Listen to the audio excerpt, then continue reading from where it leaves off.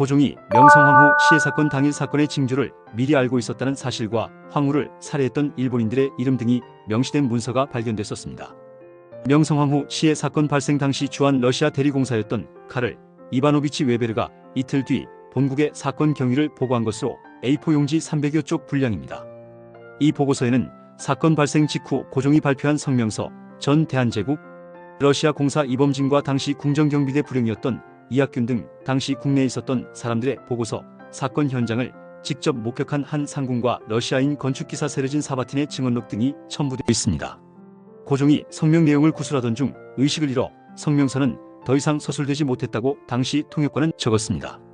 또한 이학균은 보고서에서 새벽 4시 반경 국내에 소란이 일어 고종께 보고하고 왕후는 어디 계시느냐고 묻자 고종은 벌써 대책을 세웠다. 왕후는 안전한 곳에 있다며 나를 안심시켰다고 적어 고종이 사태의 징조를 미리 감지하고 명성황후를 대피시켰음을 짐작했습니다. 이 밖에도 황후의 죽음을 목격한 고종의 둘째 아들 처소의 상궁과 러시아 건축기사로 당시 일본 세력의 견제를 위해 궁정에 고용됐던 세르진 사바틴의 증언록은 일본인들의 잔혹한 범행을 생생하게 묘사하고 있습니다. 사바틴은 새벽 5시경 궁정 서쪽에서 총소리가 들려 황후의 처소로 급히 가니 25명가량의 일본 낭인들이 누군가를 찾고 있었다.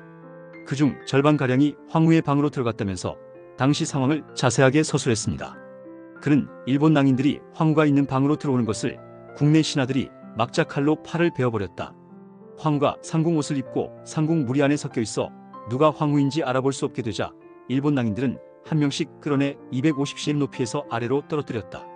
2명이 떨어진 뒤 황후가 복도를 따라 도망갔고 일본 낭인들이 쫓아가 발을 걸어 넘어뜨린 뒤 가슴을 3번 짓밟고 칼로 가슴을 난자했다. 몇 분 후 시신을 소나무 숲으로 끌고 갔으며 얼마 후 그곳에서 연기가 피어오르는 것을 보았다고 적었습니다. 당시 러시아 황제 니콜라이 2세는 이 보고서를 직접 읽은 뒤 표지에 친필로 이런 일이 실제로 일어났단 말인가? 정말 놀라운 일이다라고 적은 뒤 즉각 한반도에 가까운 아무르주 군에 비상대 기령을 내렸을 정도로 당시 상황을 심각하게 받아들였습니다. 이 문서가 난수표식 숫자모로 작성됐으며 웨베르 대리공사가 일본인들이 국내에 침투한 경로를 상세하게 그린 지도도 포함되어 있어 흥미롭습니다. 고등학교 국사교과서에는 명성황후 시해 사건과 관련 명성황후는 칠러파와 연결하여 일본의 침략 세력을 제거하려 하였고 이에 일본 침략자들은 명성황후를 시해한 을미사변을 일으켰다고 간략하게 기술되어 있습니다. 박 교수는 러시아는 칠러 성향을 보였던 명성황후가 시해되자 대응방안 마련과 정확한 진상 파악을 위해 노력했으며 그 결과가 바로 웨베르 보고서라면서 지금까지 명성황후 시해 용의자에 대한 추측이 난무했을 뿐 한 번도 구체적인 이름이 거론된 적이 없었는데 이번 보고서는 사건의 전모를 명확히 밝히는데 진일보한 증거가 될 것이라고 말했습니다. 이처럼 고종이 명성황후 시해의 징조를 미리 알았다는 주장은 사실에 가깝습니다. 위 보고서에서 보다시피 명성황후 시해는 갑작스럽게 일어난 사건이 아니었으며 그 전에 일본의 위협적인 움직임과 고종 본인의 신변 위협까지 있었기 때문에 고종은 충분히 불안감을 느끼고 대비를 하려 했을 겁니다. 위에서 언급한 것처럼 고종이 시해 징조를 알고 대비하려 했던 정황들을 다시 한번 살펴보겠습니다.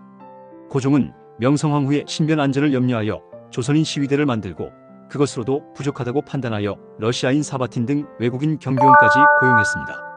실제로 을미사변 당일 러시아인 사바틴은 현장에서 상황을 목격하고 증언을 남겼습니다.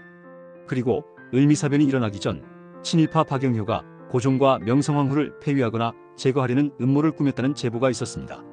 이로 인해 박영효는 일본으로 도피했는데 이러한 사건은 고종에게 일본 세력에 의한 신변 위협을 분명히 인지하게 했을 것입니다. 뿐만 아니라 명성황후 시해의 주범인 일본 공사 미우라 고로는 조선에 부임한 직후부터 명성황후를 제거하려는 계획을 세우고 실행에 옮겼습니다. 이러한 움직임이 고종에게 전혀 감지되지 않았을 리는 없습니다. 일본 낭인들이 궁궐에 침입하기 전부터 조선 내부의 친일 세력과 연계하여 치밀하게 준비했기 때문에 궁궐 내부에도 어느 정도 긴장감이 있었을 것으로 보입니다.